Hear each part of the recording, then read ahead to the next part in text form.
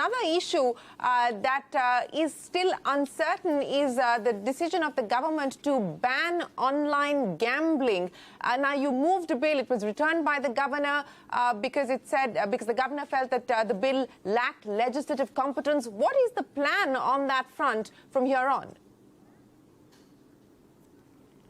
Oh, look, far be it from me to unnecessarily politicize the office of governor, but I think this governor, it has been clear, sees himself as some kind of constitutional expert more than any other governor has ever been in Tamil Nadu, which is a bit shocking for a former police officer who has neither studied the law nor ever sat in a legislature.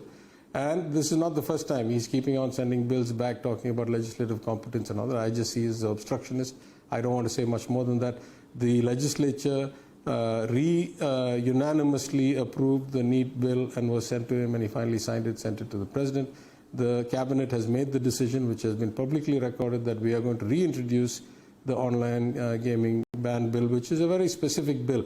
It only says that because, it's a very technical bill.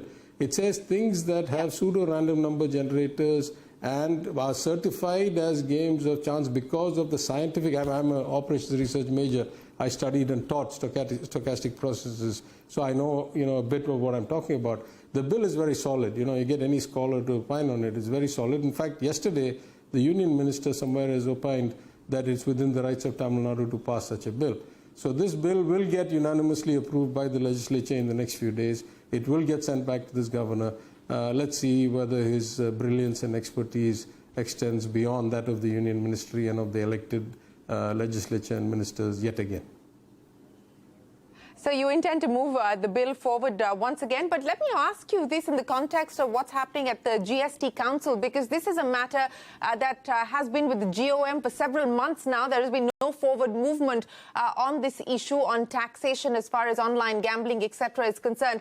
Not just this aspect, but outside of gambling, what is the expectation now in terms of big ticket items that you believe the GST Council needs to address? Well, let's first go to this GOM on gaming, horse racing and casinos, right? Well, it actually submitted its report. And then quite surprisingly for me, because of the indulgence of the Honorable Finance Minister of the Union of India, she allowed for it to be taken back and re-looked at. Re-looked at didn't arrive at any different outcome, to be honest. I mean, I don't want to prejudge. But, the committee, and this is not a committee that has any political differences, right? The chair of the committee is the Honorable Chief Minister of Meghalaya, who's in the BJP coalition. Senior member of the committee is the Honorable Finance Minister of the government of Uttar Pradesh, which is a BJP government. So it's not like there's any political differences here.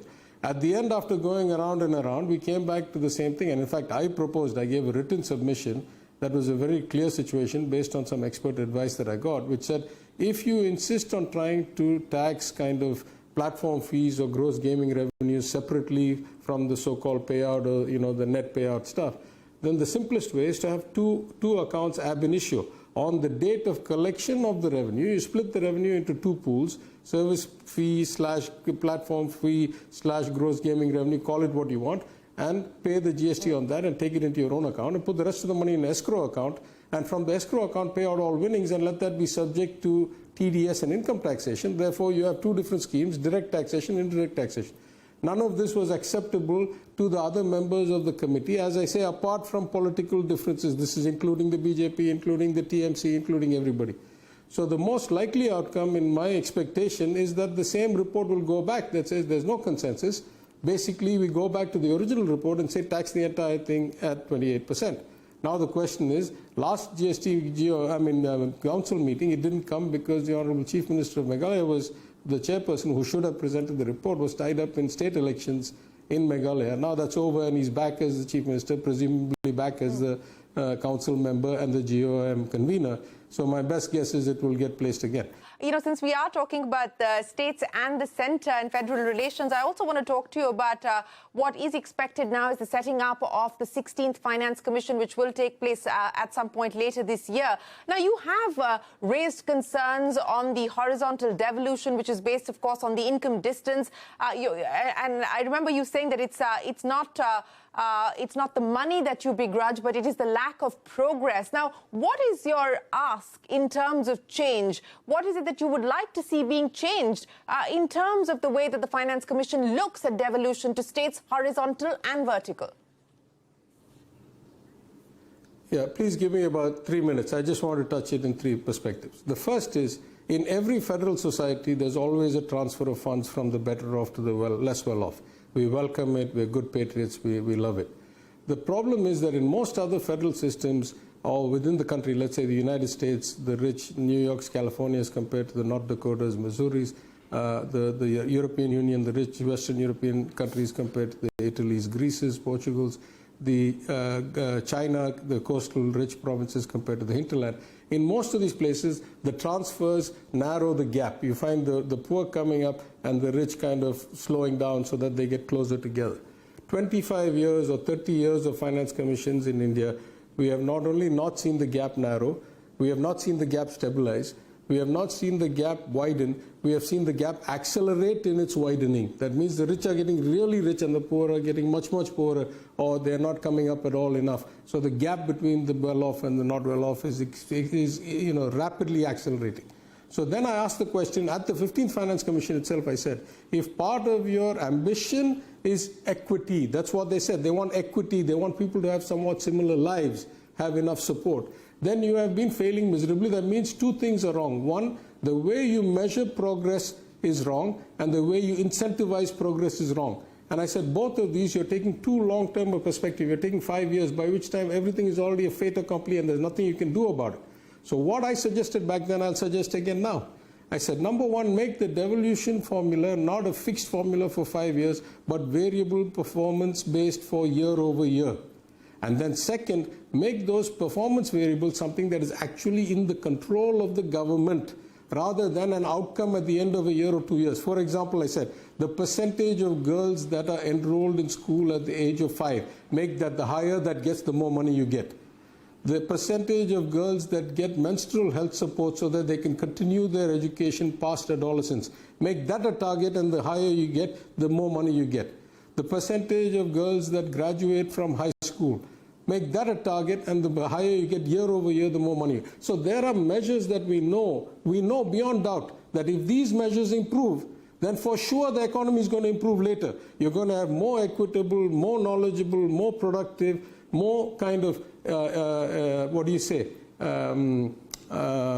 supported, more empowered citizens in the society. Therefore, you'll get a better economy. So why are you focusing on distance to actual target, which is too lagging indicator of measure? Why don't you take leading indicators, or percentage of vaccination, or you pick? I mean, women happens to be the thing that we have learned the most in Tamil Nadu. Empowering women is by far the single best thing. But there could be others. Look for interim measures and give interim awards and make those variable. And that's already in my submission to the 15th Finance Commission. I will reiterate those broad principles to the 16th Finance Commission. Well, as and when the 16th Finance Commission is set up, we will, of course, see which direction it chooses to take in terms of the terms of reference. But let me end then by asking you talked about indicators, and you have acknowledged in your budget speech that we are in challenging times. Of course, global economic volatility will impact not just market sentiment, but economic sentiment and business confidence. At this point, what are you most concerned about? And in terms of investments, every state announcing, Karnataka announcing an investment from Foxconn, Telangana announcing similar sort of MOUs being inked, and so on and so forth. What is the outlook for Tamil Nadu in terms of investments? Where do you hope to draw investments in from? Yeah, I would say Tamil Nadu is already one of the most industrialized states, and particularly in the MSME sector and in the percentage of people or the number of people employed in manufacturing, Tamil Nadu is far ahead of most states.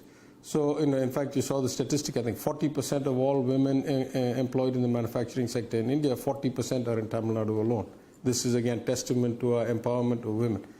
I think the potential is limitless. I was just at a conclave in Delhi where I agreed with the former Niti Aayog chairman, Mr. Amitabh Kant, that this is India's moment, right? The global macro picture, both politically and economically, is such that India is kind of the cynosure of all eyes. People want to divest from China. The scale, both economically and demographically, of India is so high they cannot think anywhere else. It's going to be a big market, it's a reasonable market, and it has a huge talent pool. So India is the place that everybody wants to be. Now the question is, are we making it conducive for them?